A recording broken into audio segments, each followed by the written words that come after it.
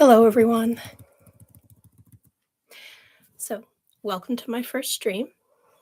Tonight, I'm going to be talking about the Aarne-Thompson-Uther Index 480 story, The Kind and Unkind Girls. Now, the Aarne-Thompson-Uther Index is an academic catalog of different story types, the same way that a lot of languages are related and have family trees, so does folklore. And three academics, Aarne-Thompson and Uther, compiled a list relating all these stories together. And I've always found it really interesting how different cultures and different places will take the same story and change it, reflecting what their culture is. So tonight I will be reading three of them. From England, The Three Heads of the Well. From France, Diamonds and Toads. And from Hungary, The Diligent Girl and the Lazy Girl. Tonight I am drinking Back in Blackberry by Brutalities. You just spell it Teas at the end. And I'm knitting a hat for a very good friend. Currently just in the knit one purl, one rib, so it's going to be pretty easy to knit while I talk. So the Aarne-Thompson, or the ATU 480, The Kind and Unkind Girls, basically follows the same structure always. You have two girls, one who is beloved by usually her mother, and one who is disdained by her mother. They go out to seek their fortune in some way, and because one treats the world kindly and one treats the world badly, they have fortunes corresponding to their traits. It is a teaching type of fairy tale. Well, technically they all are, but the lesson this one is trying to teach is how to be a good person when interacting with others. So let's start with the first one. This is The Three Heads of the Well, as recorded from English folklore. So, long before Arthur and the Knights of the Round Table, there reigned in the eastern part of England a king who kept his court at Colchester. In the midst of all his glory, his queen died, leaving behind her an only daughter, about 16 years of age, who for her beauty and kindness was the wonder of all that knew her. But the king, hearing of a lady who had likewise an only daughter, had a mind to marry her for the sake of her riches. Well, though she was old, ugly, hook-nosed, and humpbacked, her daughter was a yellow dowdy, which in this case means a young girl who is unattractive to look at and doesn't dress well, who is full of envy and ill nature, and, in short, was much the same as her mother. But in a few weeks, the king, attended by the nobility and gentry, brought his deformed bride to the palace, where the marriage rites were performed. She had not been long in the court before she set the king against his daughter by means of false reports. In other words, she spread rumors about her. The young princess, having lost her father's love, and to be honest, if it's that easily lost, it wasn't that great to begin with, but decided to leave and seek her fortune. So one day, meeting him in the garden, she begged him, with tears in her eyes, to let her go and seek her fortune, to which the king consented and ordered his wife, the queen, her stepmother, to outfit her for her journey. So she went to her stepmother, and her stepmother gave her an old sack full of brown bread, hard cheese, and a bottle of small beer. And if you're not up on your medieval culinary lore, this basically means the cheapest possible provisions, and one step above dirty well water to drink.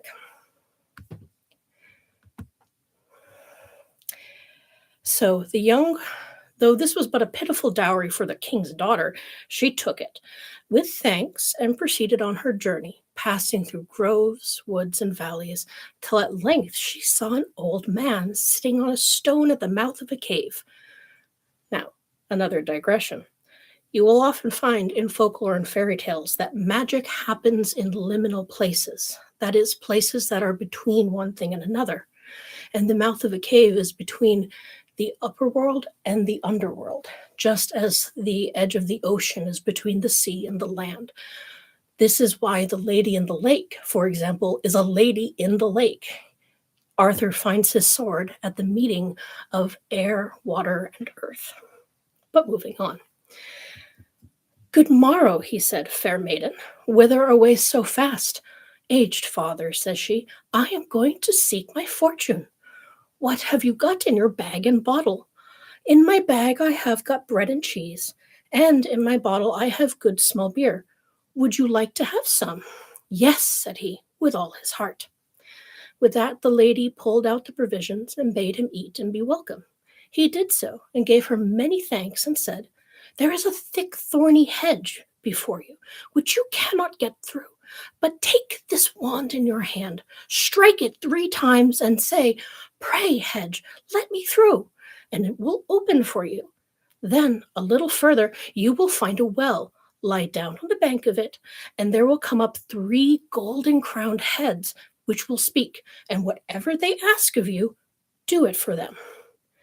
Promising that she would, she took her leave of him. Another side note, in a lot of European folklore, magical beings who are testing humanity's morals will appear as old people in liminal places like the crossroads or at a well. Anyway, so she came upon the hedge, and she used the old man's wand. It parted for her and let her through.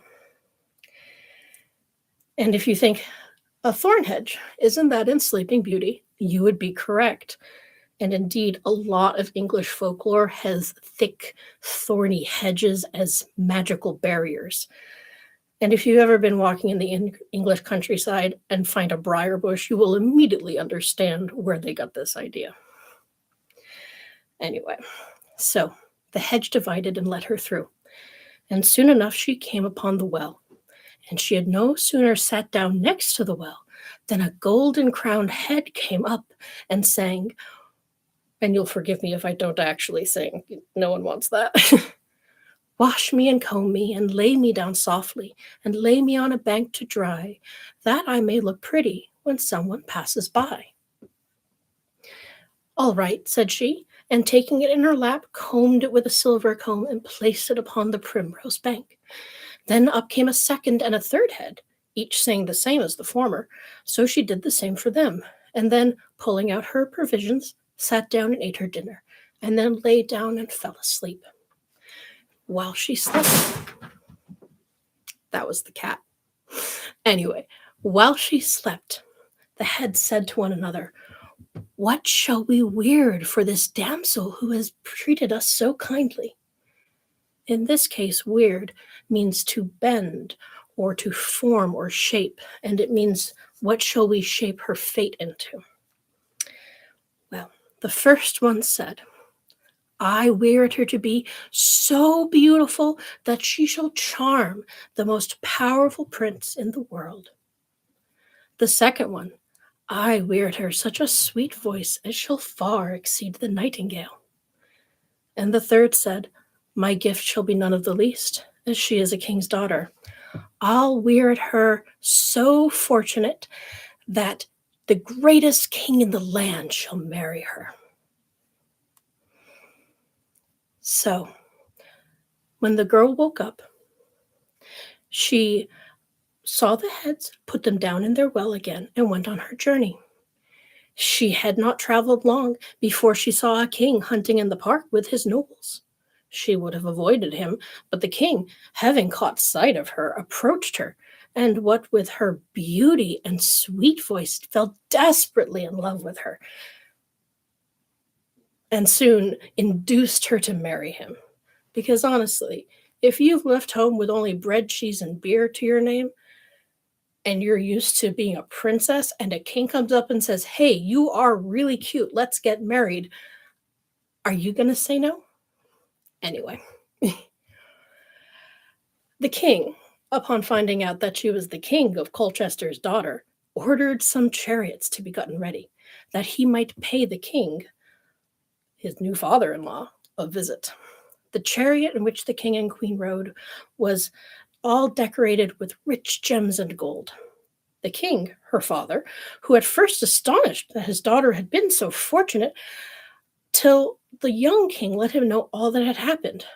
Great was the joy at court amongst all, with the exception of the queen and her daughter, who were ready to burst with envy.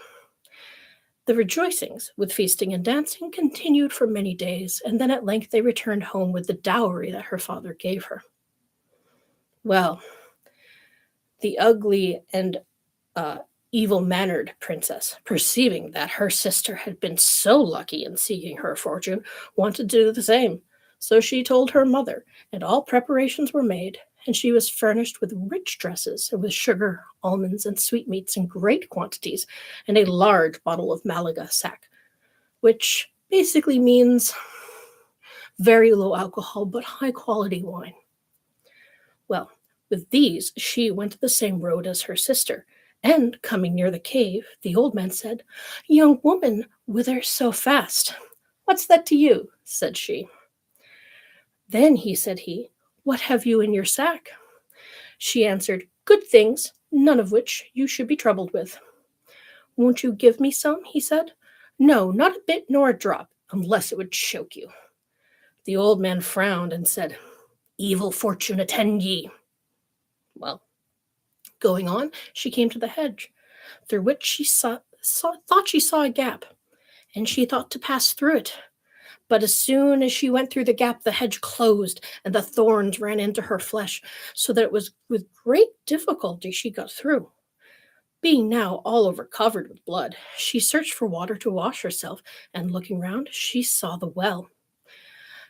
She sat down at the brink of it, and one of the heads came up, saying, "Wash me, comb me, and lay me down softly," as before, but it didn't get far into its song, because she banged it with her bottle and said, "Take that for your washing." So, as the second and third head came up, they were met with no better treatment than the first. Whereupon the heads consulted amongst themselves as to what evils to plague her with for such usage. The first said, "Let her be struck with leprosy in the face." And the second, let her voice be as harsh as a corncrake's, which is basically a kind of crow. And the third said, "Let her have for a husband but a poor country cobbler." Well, she went on till she came to a town, and it being market day, the people looked at her, and seeing such an ugly face full of sores, and hearing such a squeaky voice, they all fled, everyone except a poor country cobbler. In other words, not a peasant, but barely in the artisan and merchant class. Now, he, not long ago, had mended the shoes of an old hermit, who, having no money, and it should be noted a hermit is therefore a holy man, so it would have been believed that his remedies would actually work.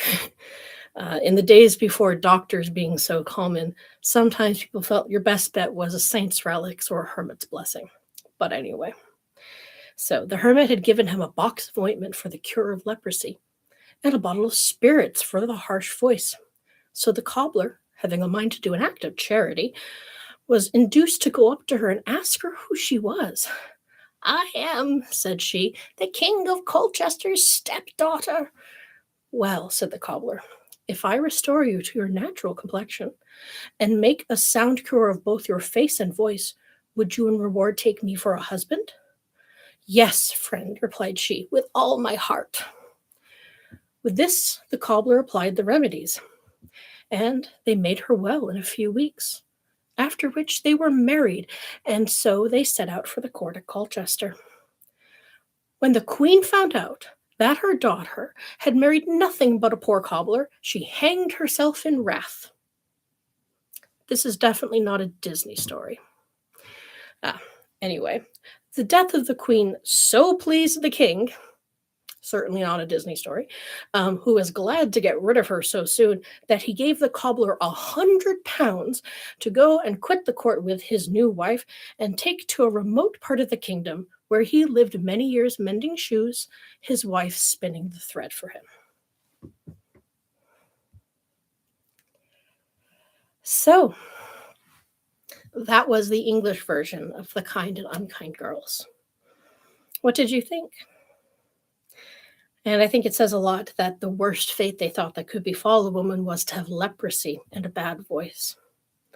And that the kind girl, although she was beautiful, it was her kindness and her willingness to put up with harsh treatment and still take it all in stride that was seen as what her virtue was.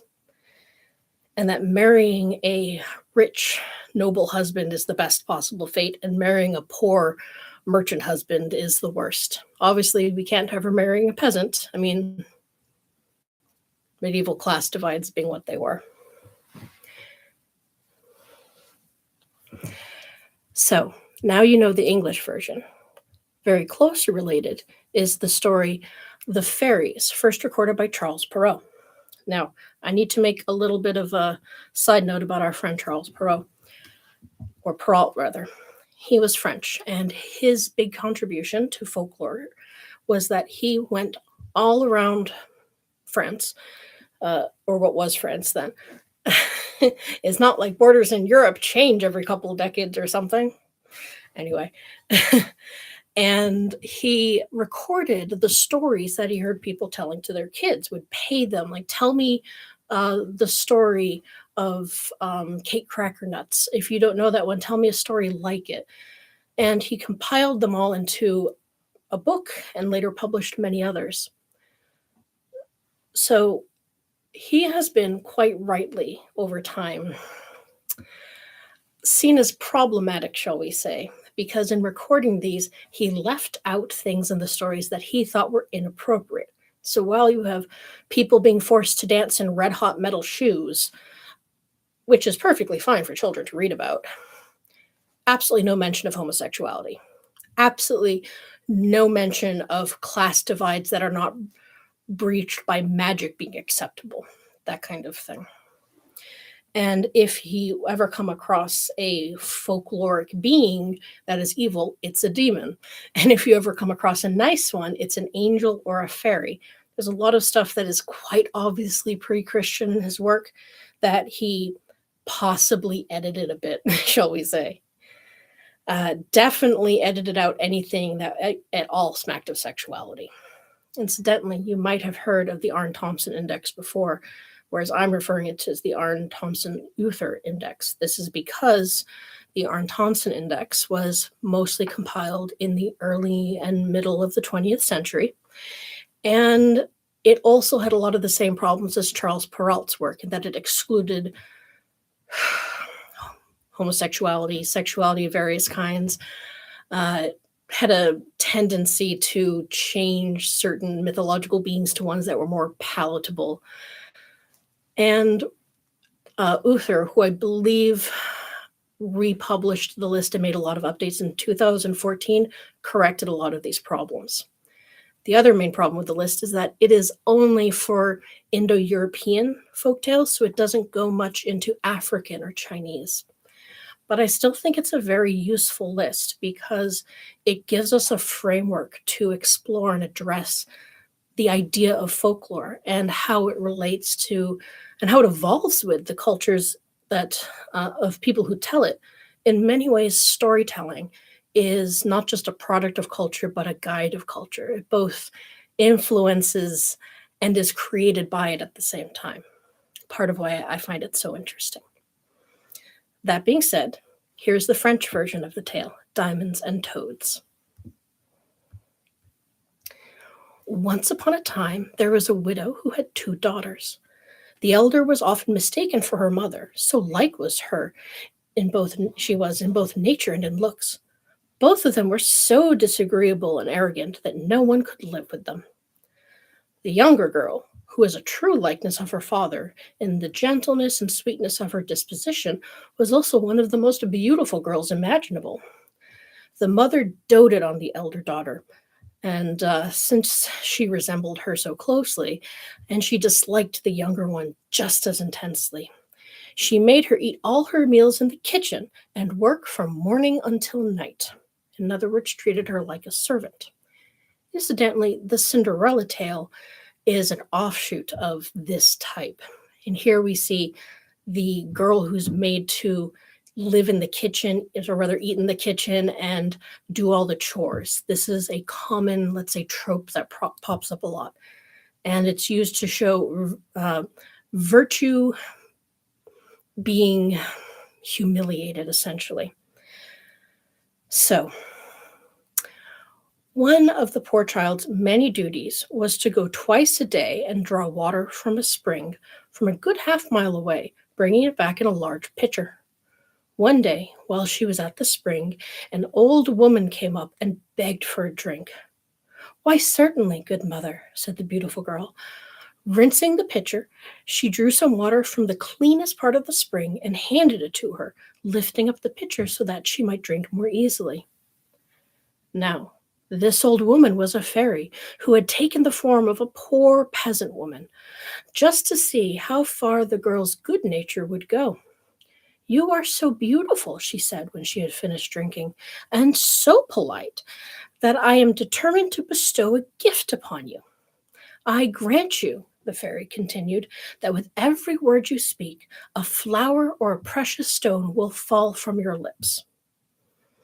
And if you are picking up on the fact that goodness is aligned with beauty and evil with ugliness, this is unfortunately quite a common thing in fairy tales, because at the end of the day, they are mostly metaphorical and symbolic. Sometimes you have a fairy tale where the ugliness is part of the point of the story, where someone can be good and ugly. Such examples would be Hans my Hedgehog or the Ugly Duckling. But in that case, when the good character is ugly, that is the point of the story. Moving on. So, when the beautiful girl arrived home, her mother scolded her for staying so long at the spring. "I beg your pardon, mother," said the poor child, "for having taken so long." And as she spoke those words, 2 roses, 2 pearls, and 2 large diamonds fell from her mouth. "What am I seeing?" cried her mother. "I do believe that I saw pearls and diamonds dropping out of your mouth. What have you been doing, my daughter?" This being the first time she had ever called her in her memory her daughter. The poor child related what had happened, and as she did so, scattered countless diamonds and rose petals on the floor. "Indeed," cried her mother, "I must send my own daughter there. Come here, girl. Look what comes out of your sister's mouth whenever she speaks. Wouldn't you like to be able to do the same? All you have to do is go and draw some water at the spring, and when a poor woman asks you for a drink, give it to her very nicely." "You want me to go to the spring?" replied the ill-mannered girl. "I am telling you, you are to go," said the mother, "and this very instant." Well, very sulkily, the girl got the finest silver flask in the house and went out. She went to the spring, and no sooner had she reached it than she saw a magnificently dressed lady who came out of the woods towards her and asked for a drink. Incidentally, if you are ever out at a coffee shop and a celebrity in a designer gown comes up to you and says, "Hey, can I have a cup of coffee?" That would be your first clue that something is unusual here. Anyway, so, sorry. Anyway, "Do you think I have come here just to get you a drink?" said the rude girl arrogantly. "Do you think that I brought a silver flask here just to give Madame a drink? Yes, that's just what I think. Have a drink if you must." And she handed the flask to the woman. "You are not very polite," replied the fairy, showing no anger. "Very well. In return for your lack of courtesy, I grant that for every word you speak, a snake or a toad shall drop out of your mouth." As soon as the girl returned, her mother saw her, and she cried out, "Well, daughter?" "Well, mother," replied the rude girl, and as she spoke, a viper and a toad fell from her mouth. "Heavens!" cried the mother, "what do I see? Her sister must be the cause of this, and she will pay for it." Off she ran to beat her, because she's evil anyway. But the poor child had already run off and escaped into the woods nearby. The king's son then saw her as he was on his way home from hunting, and noticing how beautiful she was, he asked her what she was doing there all alone and why she was crying. "Oh, sir, my mother has driven me from my home." And as she spoke, the king's son saw 5 or 6 pearls and as many diamonds and rubies fall from her mouth. He begged her to tell him how this came about, and she told him the whole story. Well, the king's son fell in love with her, which is not hard to do when your girlfriend is generating passive income just by talking. But anyway, um, and considering that such a gift has been bestowed upon her was worth more than any dowry he might receive from someone else, he took her to his father's royal palace and he married her that day. As for her sister, she made herself so hateful that her own mother drove her out of the house. No one would take in the miserable girl, so at last she went to the corner of the woods and died. Once again, very much not a Disney story. So,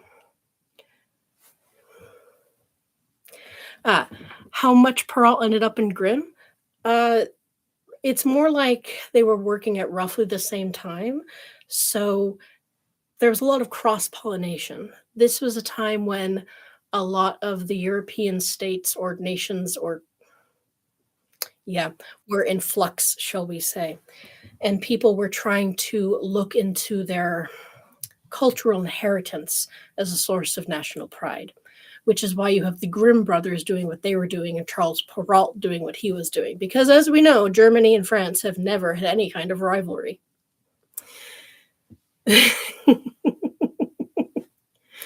And yes, she was an early influencer, passive income just from talking. As you can see, this story and the Three Heads of the Well have things in common. They have things that are different as well. And France and England, although they would probably argue with me about it, have a lot in common culturally. Sprite. The cat is currently sitting in a warm cat bed on top of the radiator and doesn't want to come over. Sorry about that. So anyway, France and England, culturally similar.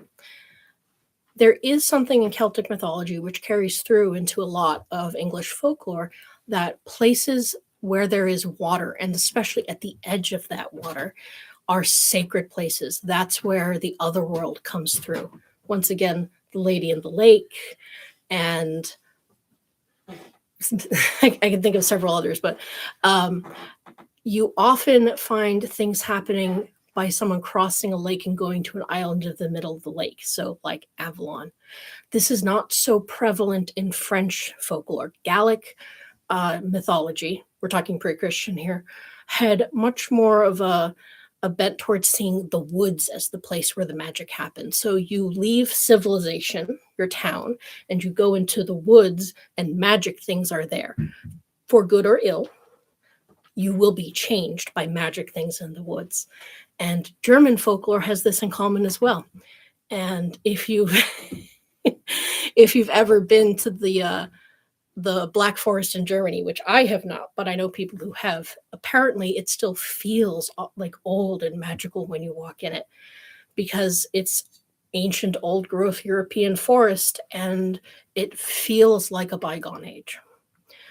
But you will notice that a lot of the magical dangers and benefactors are found in the forest in French and German folklore, like the old witch with the candy cottage, for example. Whereas in British folklore, they often have to do with lakes or rivers or caves. Let's see, everyone knows that. You go into the woods, you get turned into a fey creature. Everyone knows that. Very true. Incidentally, Tolkien was a huge scholar of folklore, and that's why Mirkwood is the way it is in his story, especially in The Hobbit, and why they are told not to leave the path. And as soon as they do, things get weird for them, and they get captured by the fairies. No, wait, I mean the elves. Anyway, so, good tea. Our next and last story will be The Diligent Girl and the Lazy Girl. This is a Hungarian version of the same tale. And Whereas in Central and Cat, if you knock over that light, sorry, my cat is about 90% cat, 10% gremlin. Yes, thank you. Okay. Uh, where was I? Hungarian. So, whereas the story is called The Kind and Unkind Girls, in Hungarian, it's the diligent girl and the lazy girl. And while kindness and beauty are still important, it is the girl's willingness to work and do good deeds for others that is the key point in this story, which I think says a lot about Hungarian ideas of what makes a woman valuable versus Franco-Gallic ideas, and Anglo ideas. So beauty and kindness and diligence. Obviously, different social values are at play, but let's get to the story. So, the diligent girl and the lazy girl. Once upon a time, in a small village, there lived an old man and an old woman. Each had a daughter from previous marriages. The old woman was always angry with her stepdaughter and didn't like her one bit. One day, things became unbearable, and the old woman chased the girl away, telling her to seek work with a rich family. The girl walked and walked until she passed a pear tree. To her surprise, the tree spoke. "Where are you going?" "I'm going to find a job as a servant with a rich family," the young girl replied. "Oh, come here and rid me of my dry branches, prune them away, and I will do you a good deed in return," said the pear tree. So the girl got out her shears and obliged, and then continued on her way. And then she came upon a grapevine. The vine spoke to her. "Come here and hoe around my roots, so that I may drink the rain, and I will do you a good deed in return." Again, the girl did as she was asked. She hoed around the grapevine's roots, and soon it grew better than ever. She walked on until she encountered a crumbling oven. I should note here that while nowadays we have nice metal insulated boxes run by electricity or natural gas in our homes, what this means is a clay and brick oven.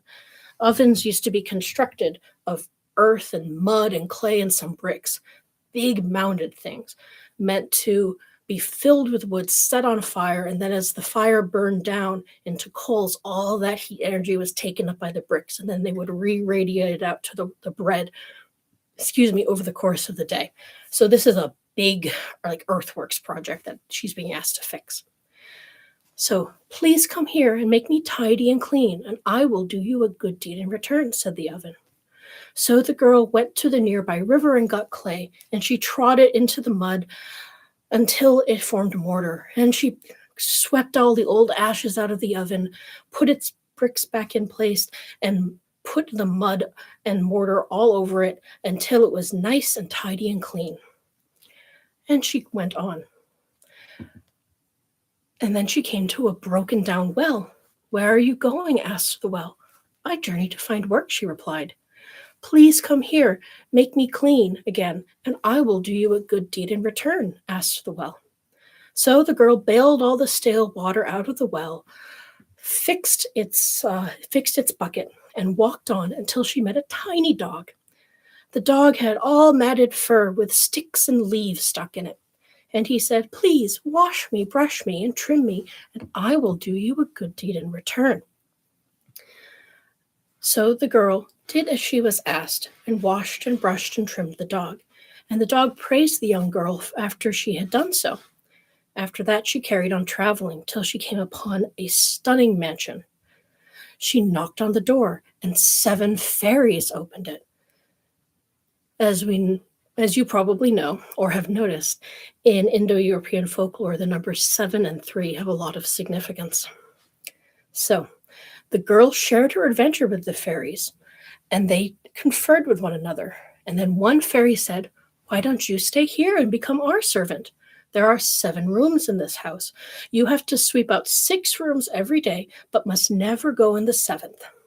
So the girl accepted and put in a year of hard effort. She begged to go at the end of the year so she could show her family what she had accomplished back home. "You have been a faithful maid," said the fairy. "You did as you were told, and did it well. So now we will tell you what you have earned. Go and open the 7th door." And she did. And she saw inside that room 3 great mounds, one of gold coins, one of silver, and one of precious gems. Now, lie down on top of the gold coins, said the fairies, roll over, and whatever sticks to you is yours. Then do the same on the silver and on the gems. And so she did so, and filled her dress and her apron pockets with coins and gems. So she started on her way home. First, she met the little dog again, who said, come here, come here. And when she got close, she saw that woven in amongst his fur were pearls. Take as many pearls as you wish, the dog said. So the girl, very happily, took the pearls and hung them around her neck. She continued on her way, pausing at the well, and it gave her a drink of lovely water. She then came to the oven, and it was filled with cakes and bread. Come here and eat your fill in return for your good deed, said the oven. She ate as much as she could, packed more for her trip home, and kept on her way. Then she came upon the grapevine, which was surrounded with jugs of wine and juice, and with many beautiful bunches of grapes hanging on its branches. It said, come here, eat and drink your fill in return for your good deed. She ate and she drank, and took some of the wine to take home with her. And as she kept going on her way, she soon came across the pear tree. And the pear tree said, come here, eat your fill in return for your good deed. So she ate the delicious pears and put some in her sack to take home. As she was on her way home, the rooster cried out in greeting, cock-a-doodle-doo, my mistress is returning home, covered in gold and silver. The old woman and the old man rushed outside to see the daughter that they had not seen for a year. And her pockets were full of coins and gems. She had pearls around her neck, and she had a big sack full of cake and bread, wine and pears. Well, the father was so overjoyed that he had his daughter back and that she had come back with such riches. But the old woman, she was envious, and she wanted her own daughter to go out and earn even more wealth. Now, the younger daughter, she was lazy, and she only did work if she had to. So she started on her journey, and she came to the pear tree, and it said, come here and trim my dry branches, and I will do you a good deed in return. No, I don't want to scratch my hands up, she said, and kept going. She came upon the grapevine, which asked her to hoe around its roots, and she said, oh no, and get my skirts dirty. And then she came to the oven, and it said, please tidy me up. And she went, definitely not. I will get so filthy in all that mud and ashes. And when she came to the well, she said, no, and get my apron wet? No. And when she came to the dog and it asked her to brush it, she kicked the dog away and threw a rock at it and said, get away from me, you filthy thing. Each had requested help for a good deed, but she refused to deal with the dirty work. So, when she arrived at the fairies' mansion, she asked to spend the night there. So the fairies conferred, and they said that was all right. And then they said if she wished to stay there and work for them, she would need to sweep out 6 of the rooms in the house every day, but never go in the 7th. The girl cooperated at first, but after 3 months, she couldn't resist the desire to peek into the 7th room. She was horrified to... So, cat, that is my yarn. It is not your toy. You are a gremlin. Yes, you are.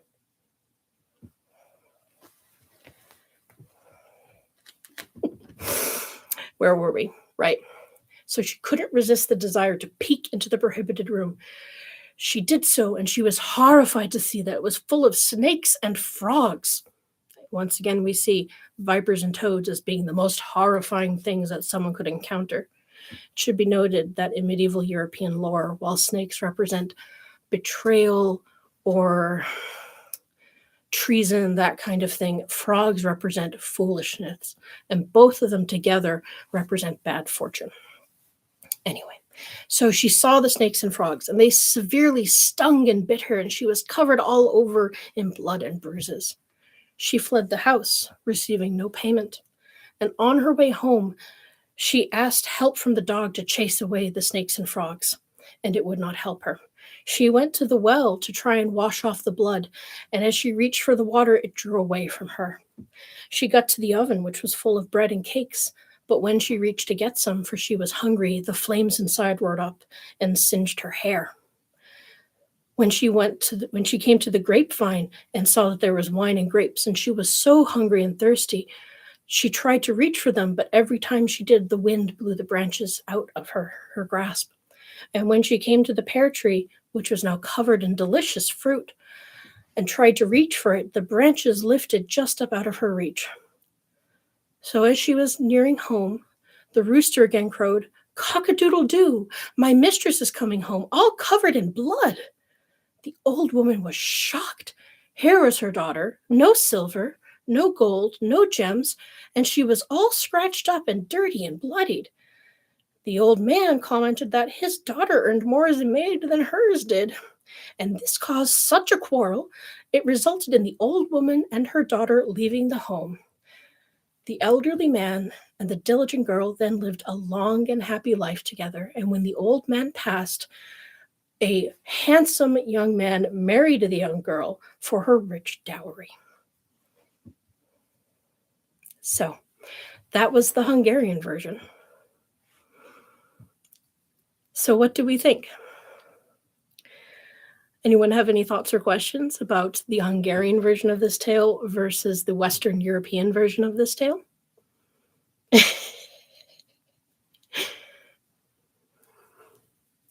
Okay, so my take on it personally is that in Hungarian culture, there is much more of an emphasis on someone being willing to do hard work as a sign of good character, and much less of an emphasis on simply being kind and nice. And I'm not sure if this translates through to current culture, but in medieval times it definitely was a thing. Because as they say, beauty fades, but character lasts forever. And of course, in all three tales, the young girl's reward is to marry a good husband. But I find it particularly interesting that in the English and French versions, marrying the rich, noble husband is itself the reward. In the Hungarian one, the girl herself becomes wealthy, and then as a result of that, marries a handsome and kind man. So she brings her own wealth to it. So there's the additional moral that hard work brings rewards, and those rewards bring more wealth in turn. And I am glad that Seedling likes all three stories. So this is, yes, A.W. Bryan says the Hungarian one seems more Protestant, which is odd. I would argue that it's not exactly more Protestant, it's that it's more Slavic. That Slavic culture has much more of an emphasis on what you do showing your character as to how you behave showing your character. This is compared to like Anglo and Celtic derived cultures. And I'm not sure why that is. I am but an amateur at this. But that does tend to seem to be something that you find in European culture, that towards the West, it's more how you look and how you comport yourself. And towards the East, it's more what you manage to get done and what you can do.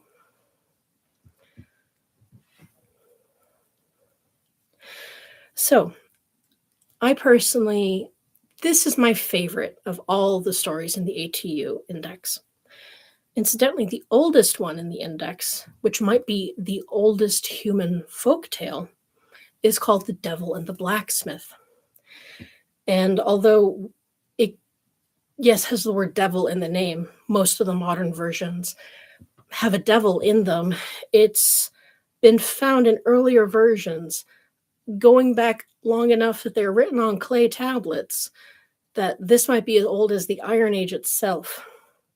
And indeed, in a lot of folklore, smiths are seen as having magical abilities to not only draw iron from the stone, but to then work it into useful items.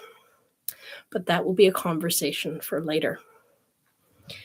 In the meantime, I highly encourage you to go out and look up more versions of The Kind and Unkind Girl. Now that you know that this is a type of story that has lasted throughout human culture, I'm sure you'll be able to find more examples of it in your own life, in other culture stories, and perhaps in some more modern works of art and media. I can think of a couple that have been done by big names in the current entertainment industry.